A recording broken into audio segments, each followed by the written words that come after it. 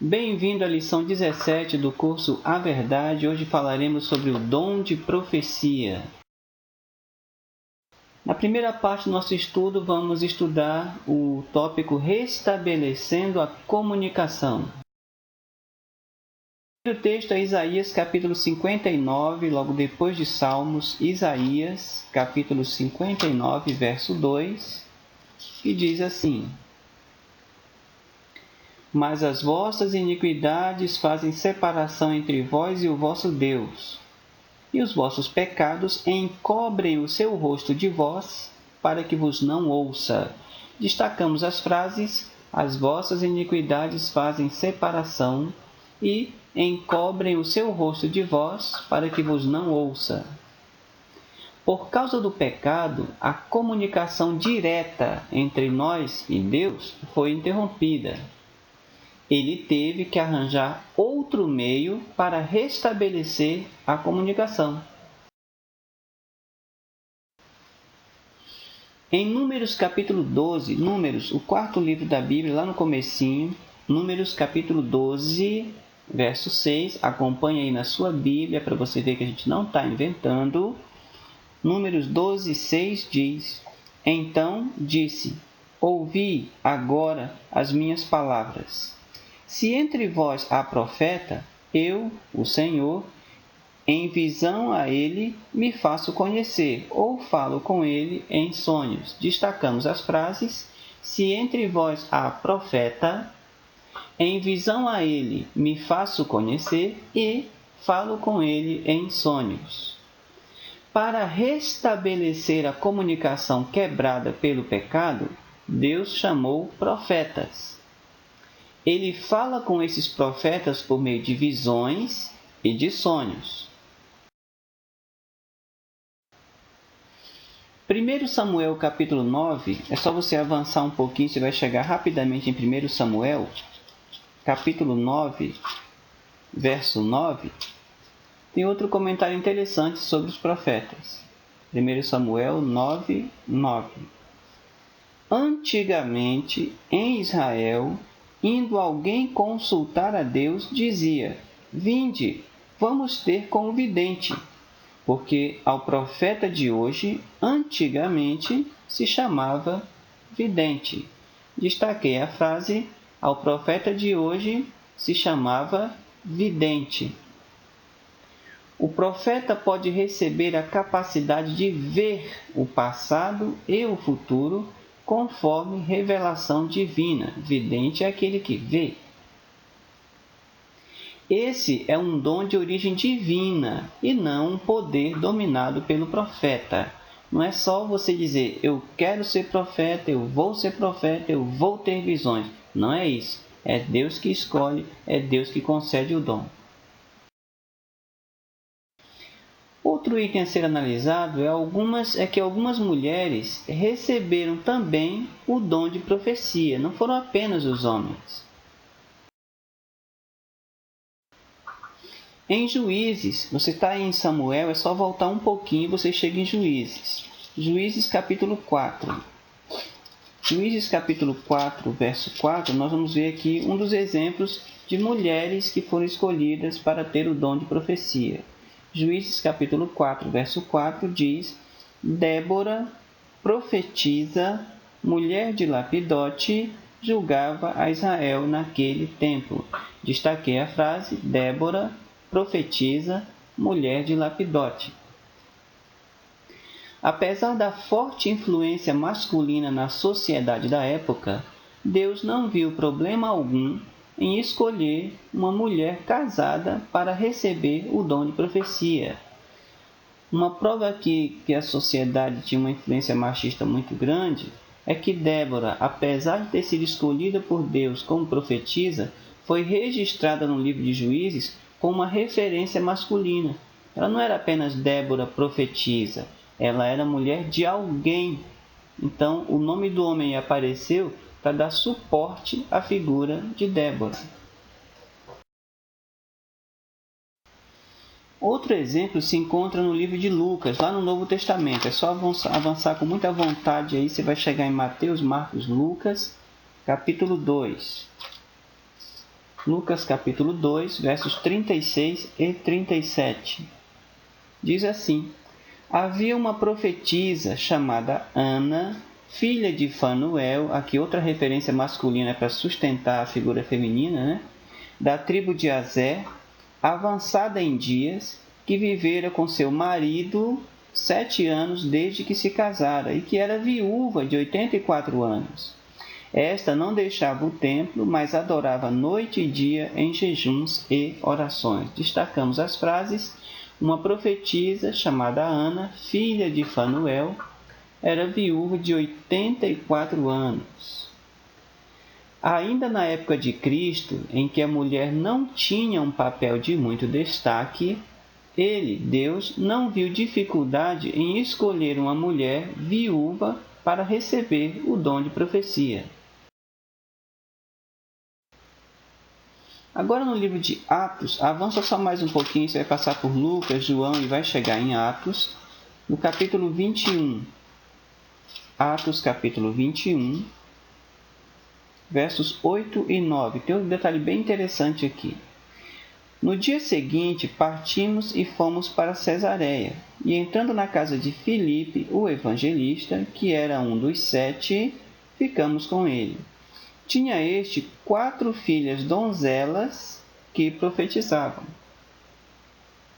Aqui, Deus, escolheu 4 mulheres jovens, solteiras, para exercerem o dom de profecia. Ele escolhe e chama a quem ele quiser, mas o escolhido é livre para decidir se vai ou não aceitar exercer o dom. Outro tópico a ser analisado é coisas importantes sobre o dom de profecia e os profetas verdadeiros. Em Efésios capítulo 4, você está em Atos, avança um pouquinho, você vai chegar em Romanos, Coríntios, Gálatas e vai chegar em Efésios. Efésios capítulo 4, versos 11, 12 e 13, dizem assim: e ele mesmo concedeu uns para apóstolos, outros para profetas, outros para evangelistas e outros para pastores e mestres, com vistas ao aperfeiçoamento dos santos para o desempenho do seu serviço, para a edificação do corpo de Cristo, até que todos cheguemos à unidade da fé e do pleno conhecimento do Filho de Deus, à perfeita varonilidade, à medida da estatura da plenitude de Cristo. Nós destacamos aqui as seguintes frases: ele mesmo concedeu outros para profetas, aperfeiçoamento dos santos para o desempenho do seu serviço e edificação do corpo de Cristo. O dom de profecia tem como objetivos o aperfeiçoamento espiritual dos crentes e o desenvolvimento saudável da igreja. É Deus quem escolhe os profetas. Isso é importante a gente lembrar. Agora no Evangelho de João, volta um pouquinho aí, você vai chegar no Evangelho de João, passou por Atos, chegou em João, capítulo 10, Evangelho de João, capítulo 10, verso 41, diz o seguinte: iam muitos ter com ele e diziam: realmente, João não fez nenhum sinal, aqui é João Batista, porém, tudo quanto disse a respeito deste Cristo, era verdade. Destacamos as frases: João não fez nenhum sinal e tudo quanto disse a respeito deste era verdade.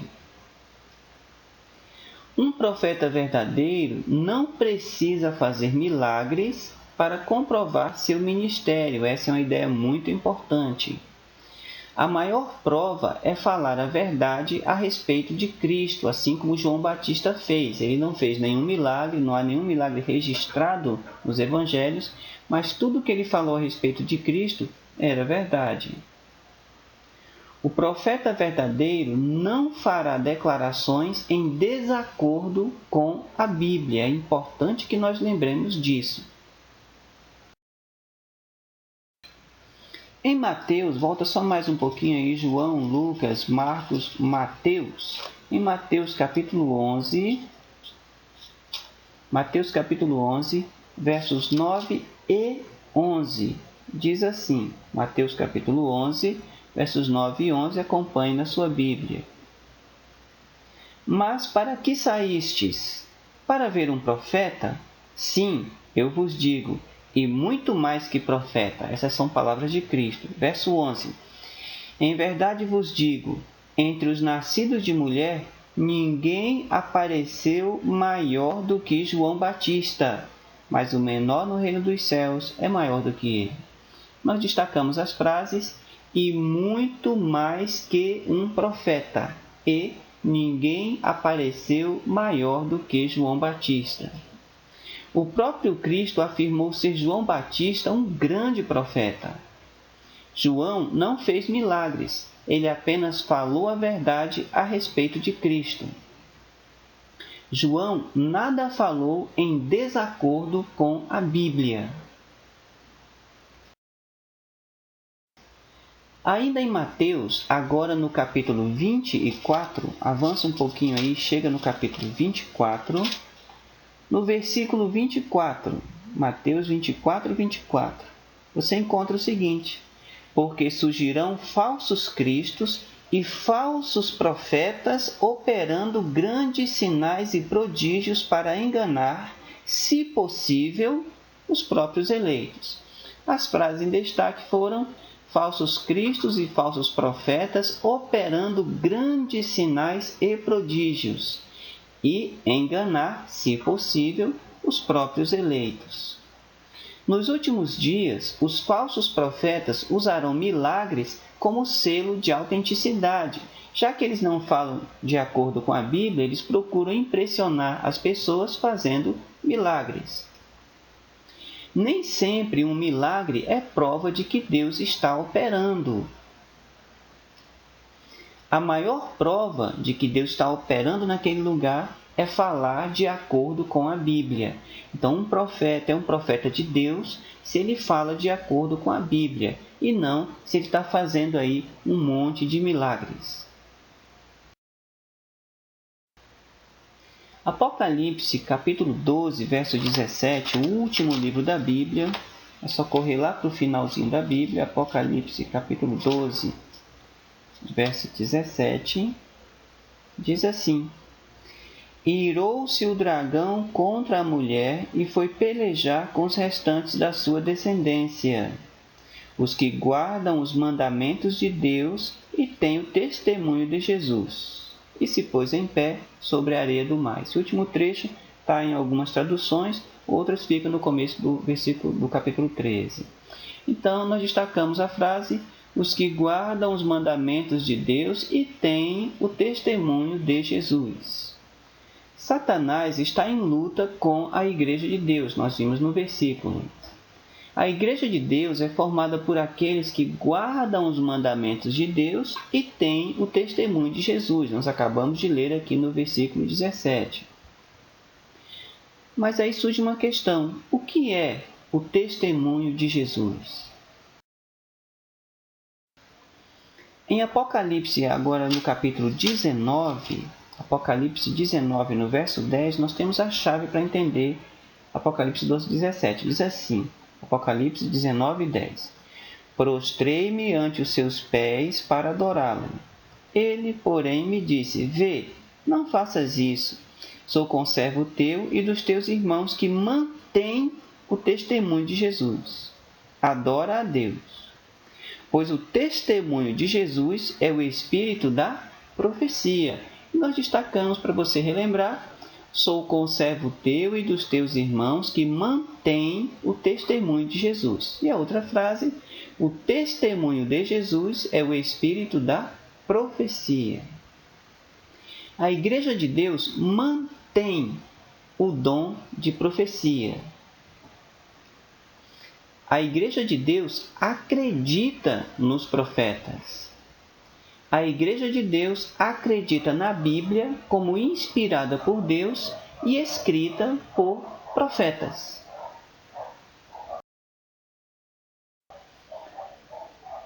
Temos agora um conselho importante. Segundo Crônicas, capítulo 20, verso 20, lá no Antigo Testamento, antes de Salmos. Se você chegar em Samuel, você avança um pouquinho, vai passar por Reis, vai chegar em Crônicas, procura segundo Crônicas, capítulo 20. Segundo Crônicas, capítulo 20, verso 20. Diz assim: Pela manhã cedo se levantaram e saíram ao deserto de Tecoa. Ao saírem eles, pôs-se Josafá em pé e disse: Ouvi-me, ó Judá e vós, moradores de Jerusalém.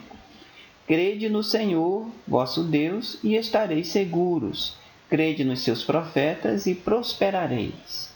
Destacamos as frases: Crede no Senhor e estareis seguros. Crede nos seus profetas e prosperareis. Crer em Deus traz segurança. A crença nos escritos dos profetas de Deus permite uma vida espiritual saudável. No entanto, não basta crer, é preciso ler os escritos dos profetas. De nada adianta você ter uma Bíblia em casa se você não a ler. Você não vai prosperar espiritualmente se você não ler os escritos dos profetas. Resumindo o que nós estudamos hoje, Deus utiliza profetas para se comunicar conosco, uma vez que o pecado fez separação entre nós e o nosso Deus. Mesmo em uma sociedade machista, Deus escolheu mulheres para exercer o dom de profecia, e não apenas os homens. O verdadeiro profeta fala de acordo com a Bíblia, e não usa apenas milagres para impressionar. Perceba que eu não sou especificamente contra os milagres. Seria excelente que todo profeta de Deus fizesse milagres, tivesse sempre corroborado por milagres. No entanto, o milagre não é a prova única de que aquele profeta é o profeta de Deus. A verdadeira prova de que um profeta é profeta vindo de Deus é que ele fale de acordo com a Bíblia. Se ele faz milagres, mas não fala de acordo com a Bíblia, ele não é um profeta de Deus. Se ele fala de acordo com a Bíblia, mesmo não fazendo milagres, ele é um profeta de Deus. Por fim, crer nos profetas é segurança de prosperidade espiritual. Na próxima lição, nós vamos estudar sobre a manutenção da obra do Senhor e veremos o que a Bíblia fala, inclusive sobre os dízimos, que são muito alardeados hoje nas igrejas evangélicas, muitas vezes de forma espúria, Ela é feita de uma maneira que parece que está extorquindo o dinheiro das pessoas. Nós veremos se esse procedimento é correto e aprenderemos mais algumas coisas sobre como é que Deus planejou para que a sua obra fosse mantida aqui nesta terra enquanto Ele não retorna. Até a nossa próxima lição.